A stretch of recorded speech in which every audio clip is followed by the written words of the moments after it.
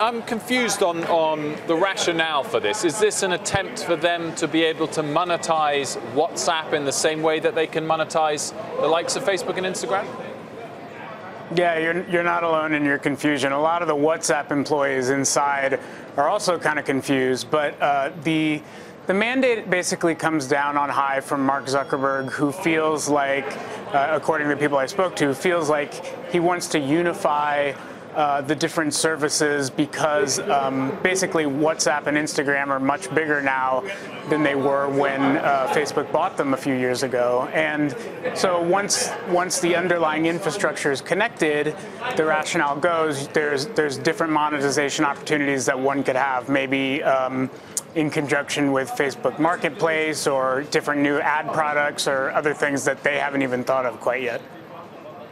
All right, but then it's happening at a time when there's all these questions about what Facebook's doing with your data, and you had Zuckerberg coming out and saying, no, we're not using it this way, but we are using it this way. I mean, it seems like the timing of this is rather odd. Yeah, it's an interesting thing, and you know, the caveat here is that it might not actually happen until the end of 2019 or the beginning of 2020. One theory from someone that I spoke to, though, is there's an idea that if you fully integrate all the different systems together, it actually might make it harder to break up or spin off the different parts of Facebook in the long run. One of the things that people had floated for a long time is spinning off WhatsApp or Instagram to make Facebook less sort of powerful or monopolistic in the social networking space. So if you tie those systems together, potentially it makes it actually more difficult and makes a case against regulators doing that. Mike, I would suggest that most users of WhatsApp think of it purely and simply as a messaging service, no different from a traditional SMS or from iMessage, not as a social media platform at all. Do you think they risk losing a lot of users as it does get integrated into the broader Facebook platform? Yeah, that's a great point.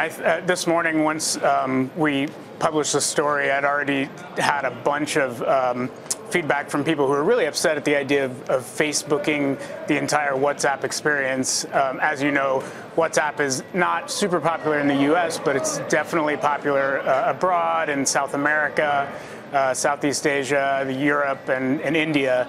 And so those, you know, Facebook risks alienating a lot of people who come to know WhatsApp as a real bare bones but functional messaging service that will work anywhere in the world.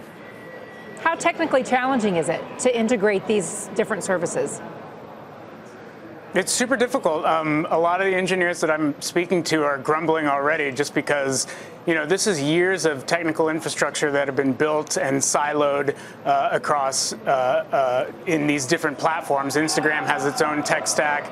WhatsApp has its own sort of thing. And the buildings are even physically separate from each other. So there's a lot of product decisions and engineering decisions that they haven't really even been able to begin thinking through right now. But their marching orders from Zuckerberg are pretty clear, and so they're going to do it whether they like it or not.